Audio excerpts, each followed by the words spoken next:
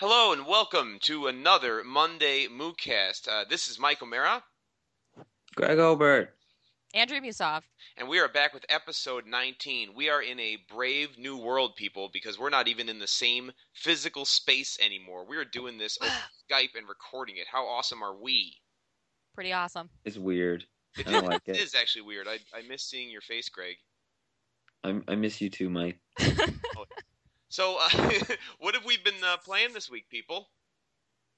I guess I'll start. I got Borderlands 2 for Awesome. starters. I've been playing it for a couple of days now. Um, I feel like a really big jerk saying this because Oh, I know how much you guys love this game, don't but do it. I don't. Ooh, I I haven't played the first one, but I know Greg, you didn't play the first one, and you're like, oh, this game is so awesome. So I It want to is. get it. it's really awesome.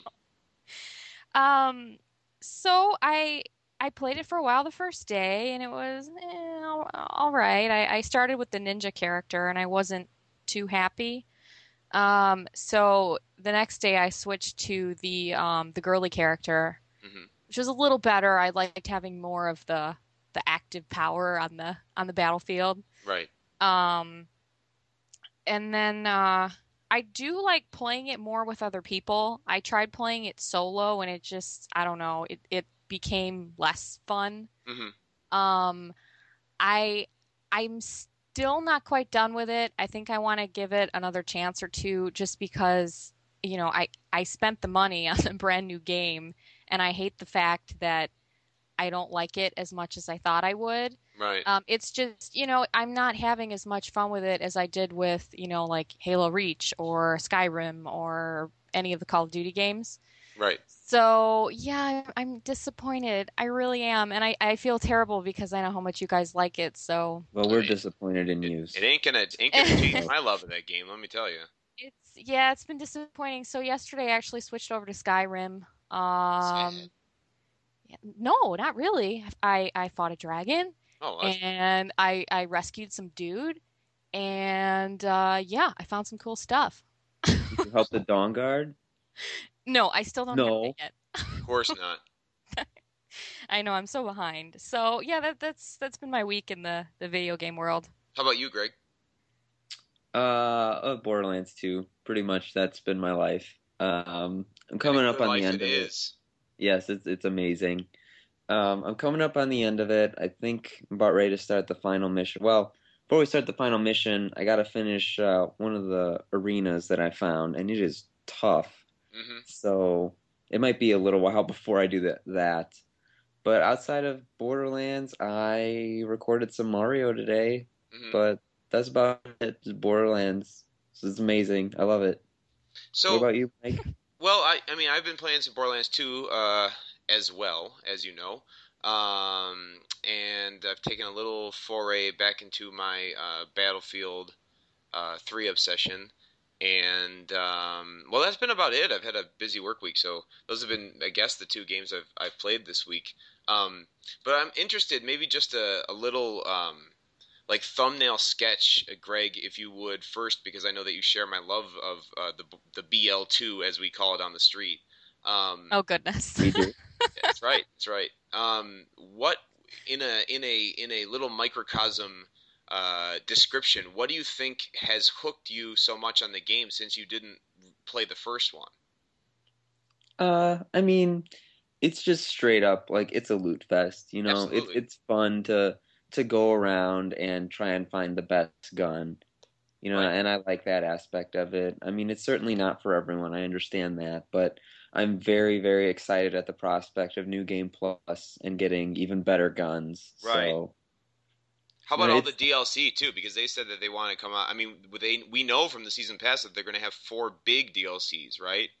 right. Yeah, It's a lot. I may or may not have already bought that, so I'm ready to go. Season pass. Season pass. You save 25%, why not? It's worth it. Oh Yeah, yeah, I mean, definitely. especially if you're a loot fiend like Greg is, like you're probably going to pay for all of them anyway. So Right. yeah, you might as Well, well. I So, did. So so Andrea, same question to you in an inverse. I mean, I am very sad as your friend and gamer buddy that you don't like it as much. But if you could like distill down like what is the like maybe main reason or two that you don't think you're into it. Um, Initially the aiming was quite awkward for me, but Hmm. I was able to catch on to it quickly. I think I just got spoiled with Skyrim and Call of Duty because it really the scope does move. It's more realistic. But that Right. grew on me. So at first it was like, whoa, what is this? Right. Oh, it's more realistic. I don't know what to do. So that that whole idea is like, no, that doesn't bother me anymore. I got used to it. Okay. I think on the bigger picture, it's the things I like about it. I like the humor. Hmm. I like the adventure aspect of it and going and finding things. I think it's just I don't know if I can really put my finger on why I don't like it. It's everything about it in theory with my gaming history, I should love this game, Right. and for some reason I don't. And I'm thinking, I do want to play it a little more just to get used to it because I'm still, to be fair, I'm still learning the game. I don't Sure. quite know everything and I'm not an expert at it yet by any means. Sure. So I'm hoping that it will grow on me a little more as I play it more, but so far I first played it, it was I played it a Wow. little more, got a little better, but it's kind of plateaued on that same level. Wow. So, yeah, I'm not quite sure how much longer I'll give it before I just give it the axe. Right. I Well, don't know if that answers your question, but no, no, no. I mean, uh it's just interesting how different games really hit people in different ways. Because I think I kind of have the same kind of thing with Saints Row the Third, like the oh, inverse really? of what you have. Because I own it and I play it, but I just cannot. I couldn't do like the marathon sessions that you've done with it. Like I Yeah. appreciate it, you know. Mhm. I appreciate the humor. I think it's fun and I like the customization and stuff, but I just can't. I never got into it that much, you know. Um, Okay. but kind of on the same token, like I appreciate that it's a well-made game, so I never ended up trading it back in, even though Mhm. I didn't play it that much for a long time. And it is interesting how games that are seemingly very similar, from person to person, it just something about it doesn't click with you, whatever. Mhm. It's strange. Yeah. Well, Andrea, you didn't. You said that you haven't played the Dawn Guard yet, and I know who else hasn't played Dawn Guard. Anyone who has a PS3. Yeah. Yeah, the Skyrim That's so DLC sad. still on, still nowhere to be seen for poor PlayStation owners, and that stinks for them. And it's been yeah, out a while, hasn't it? Oh yeah, Yeah. well, Dawn Guard came out in I think it was June, Oh, yep. wow. That's longer than I thought. May or June, yeah. I heard a story today from Bethesda's VP of marketing talking. He was trying to quell a fire on Twitter, Twitter because people fire. were, yeah, Twitter fire, because people were getting really upset, because Bethesda just announced that Hearthfire was available on Steam, Right. and PlayStation 3 has yet to see Dawn Guard or even hear about Hearthfire. And supposedly he was saying that they weren't up to snuff performance wise, and they couldn't figure out how to deal with it. Wow. And the article, which is on The Escapist, went on to remind me at least that Skyrim launched on the PS3 with a lot of problems, like a lot of lag Oh, absolutely. Yeah, it stunk for like and the first month. Oh, I yeah, didn't know that. Yeah. all sorts of other bugs. So that's probably what they're trying to work around. Yeah. It's still really unfortunate to see like a huge chunk of the gaming community like not being able to experience Dawn Guard at least. Hearthfire, but Dawn Guard Hey, hey, definitely. hey. Get your evil mitts off my Hearthfire. Well, to be fair, I haven't played Hearthfire, but it really did not look interesting at all. It's like it's like Sims, sort of. Yeah, but then if I want to play The Sims, I'll play The Sims. Okay, big man. That's all right. Fine then. Okay, Jeez. fine. Well, fine. But sometimes you want like you want Sims with awesome graphics, and you want to keep all your kills in your kill house, or Your kill Your kill house. house. that's what I call my house, the kill house. Oh, goodness. It's where I kill, put all my, like bodies and swords and skulls and Can stuff. you actually name your house? Like, in the I don't campaign, think I don't remember if you do or if the game does. I don't remember, to tell you the Oh, truth. interesting. It's so boring. You haven't played it in so long. You don't even remember. Look, it's not Uh-oh. boring, all right? It's my kill house. I Because, just haven't had any time. I've been playing Borderlands 2. Right, because it's much better than Well, it's much different for Sims sure. watered down in Skyrim. Ouch, you are just going off on me. well, okay. Now, to be fair, I haven't played Hearthfire yet. Surprise, surprise. I know I always get really behind on DLC, but I was talking with Brian yesterday, and he played it, and he thinks that if if you start the Hearthfire DLC early on, then it's like you can progress more with it throughout the game, Right, so it's more fun. So if you've already beaten the game and you're level 302, right. and then you get your Hearthfire DLC, I can see why it would be boring if that's all you have to do. But Yeah, if you do it as you're still kind of a lower level. So I need to get on the Hearthfire boat and go buy it so I can actually yeah. play it when I'm No, you lower need to go level. out and get Dawnguard. That's what you need. Oh, I'm gonna get Dawnguard's pretty both awesome. eventually. Dawnguard's pretty awesome. Dawnguard is way better. Hearthfire isn't It's that much more. it's different.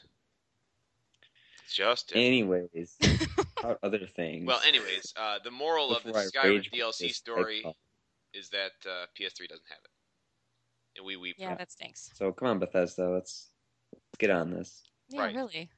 And now we're going to go on to another moral of another story, and that is morals in games in general. See what I did there, guys? I see what you did. Ah, A smooth transition into our next topic. So, morality systems.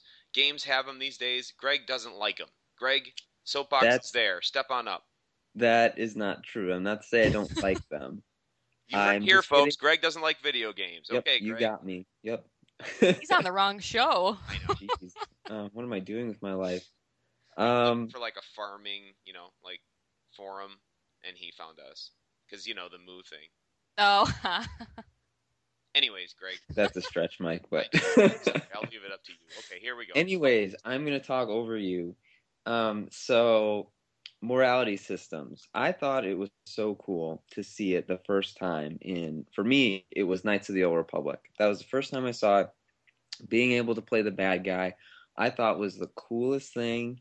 And just seeing how the game changed because of that. Hmm. And to this day, I can go back and play through KOTOR and still feel terrible about some of the dialogue options Oh yeah, that are there because they're just like evil.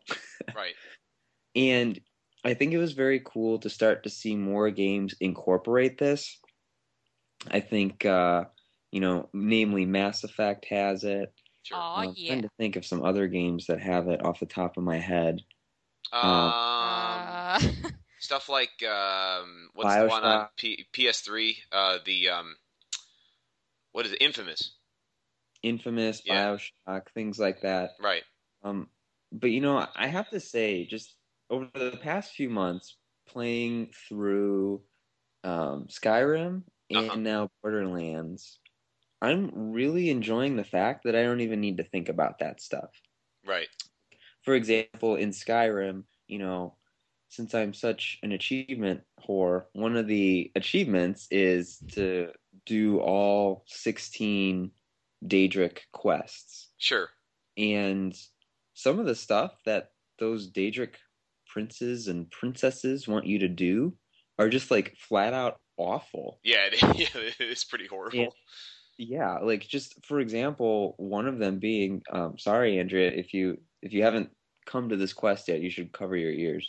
oh, it's all right. But there's one where you have to like lead a priest to this cave, Yeah.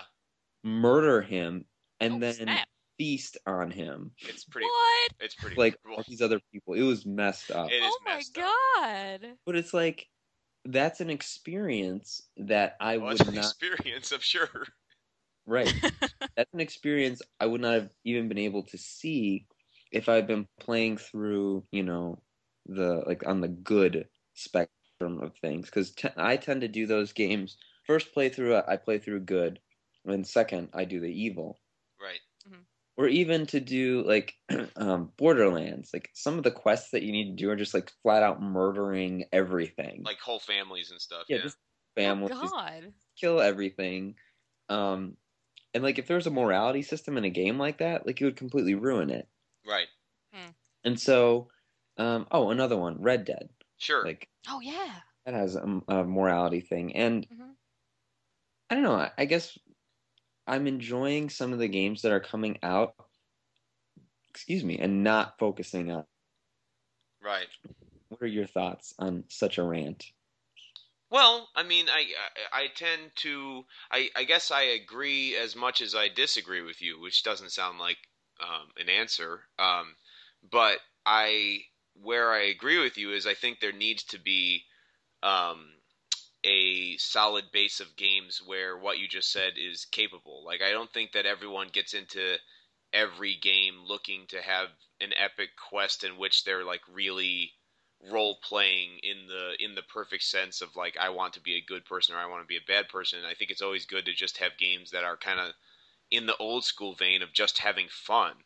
And if having fun takes place in a crazy world like a Borderlands world where there's like no morality and everything's just crazy, then go for it. Or like Saints Row, is another example where it's like the whole world is crazy and gangster and like whatever. Like it doesn't, they Indeed. don't make a heavy um they don't place a heavy burden on the gamer for doing crazy actions because that's just the whole name of the game.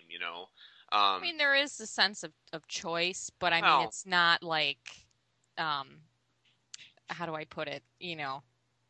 Like really good or right. bad. It's Right. just, Well, like it's a in Saint choice. It's yeah, different. and in Saints Different Row, path. if you jump in a car and you run over 15 grandmas and then you get out of the car, like your other NPCs don't like berate you and say you're a horrible person.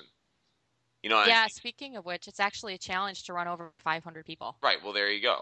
I may or may not have already completed that. Right. So I mean, it's just for fun. It's fun for Yeah, fun's yeah. sake, and that's kind of like the old school, you know, version of gaming. But where I disagree is I also think that part of new storytelling has been this, kind of morality thing, and I think that some of the best, points storytelling wise in games have been for me the times where your character has to make a tough decision that goes one way or the other.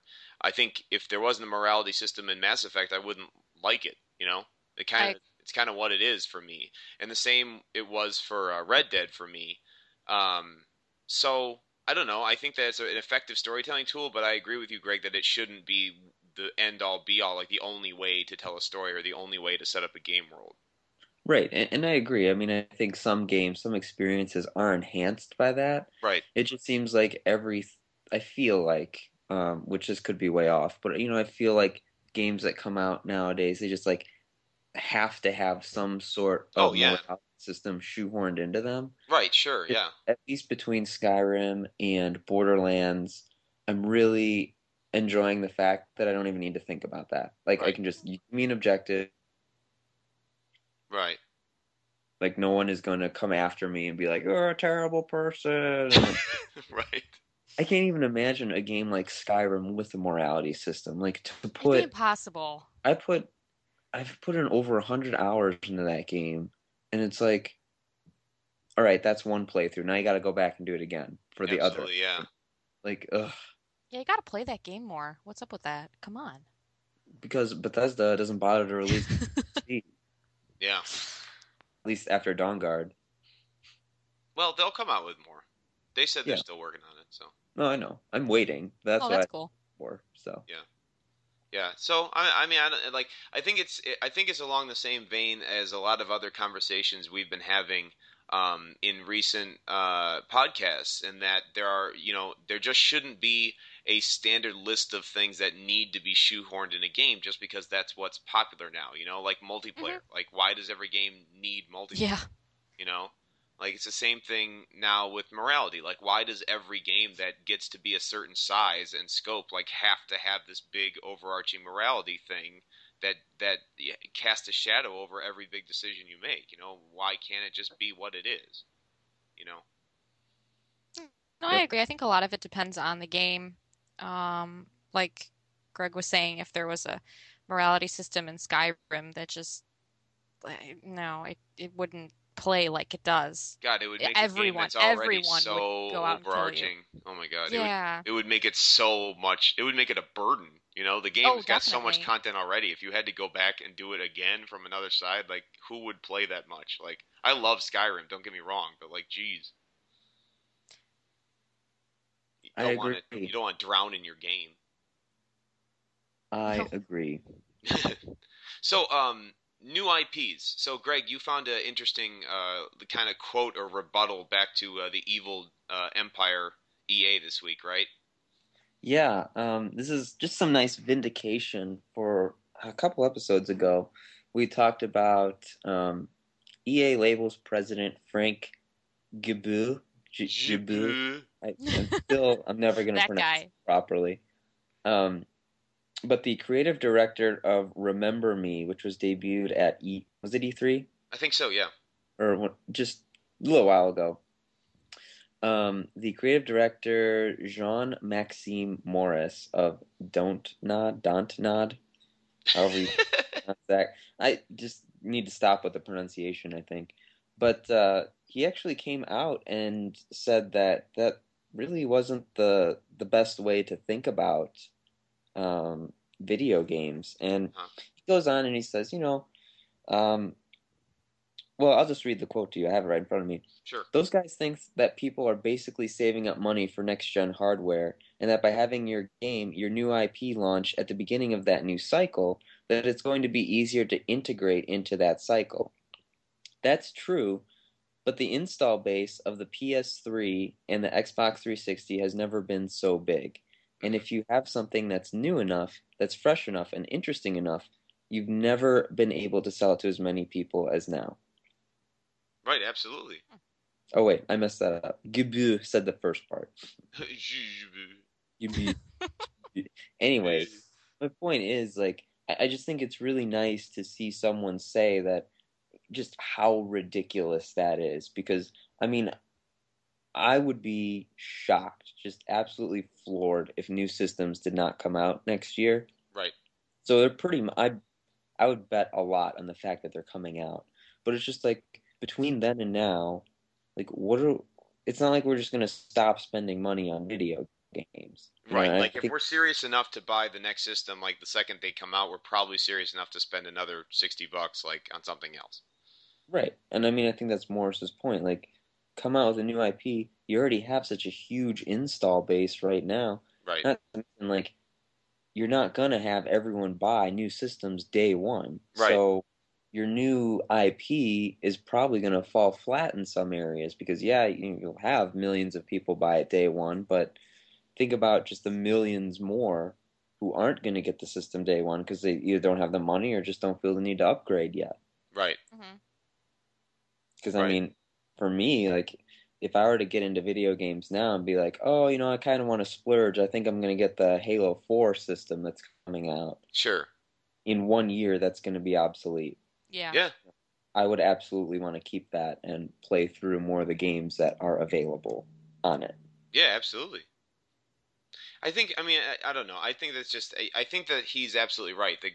The guy who's fighting against EA because I mean, who like there's how many casual owners of systems like people that bought the systems late didn't buy the Xbox 360 at the beginning year maybe but bought it in this last year like how many of those people are going to throw down money on a new system right after they just bought this one and then like also buy into new IPs if they come out then. Like they're not going to buy them with the launch of a new system. It's going to be even more expensive at that point, you know? Like if it's time to put out a new IP, it would be right now where not only the hardcore gamers who have had the 360 since launch, we're still here, but then there's also the people that came onto the board later, you know? like Oh yeah, like he and was I mean, saying, the install base is as big as it's going to get, in the last year of a system's life. So now would be the time to take a gamble. And then even if half of the install base thinks that it's a great game or whatever, you're still going to make more money and still get more eyes on the product than you will if you launch it with a new system where everyone has to buy not only that new game and take a risk on that money, but they're also paying hundreds of dollars for the new system, new cables, new controllers, new everything. I know, and that thought is like, oh God, ka-ching, ka-ching, because I definitely fall in the late gamer category because I didn't my Xbox will be almost 3. Oh, So and I know it's 3 years, but to me it feels like I just bought it, a week ago. sure. And um, you know, putting all that money in a new system, even 1 year from now, it seems like, oh God, really? I just Right. bought mine. Right, absolutely. No, so yeah. Yeah. And you know what? Like, if they came out with a new IP right now and then got everyone fired up about it when everyone could see it, then if they start making, the sequel to whatever that new IP is for the new system, you'll have people already psyched up about it, you know? Oh, sure. Yeah. Yeah. Whereas if you wait to come out with everything that's on a new system, like people are now taking the risk on something they've never seen before on a new system. They have to pay all that extra money. Like, God knows how much games are going to be on the new systems, Yeah. let And alone if they, anything else. new titles now would be a good idea. It's essentially the preview of what's to come. Exactly.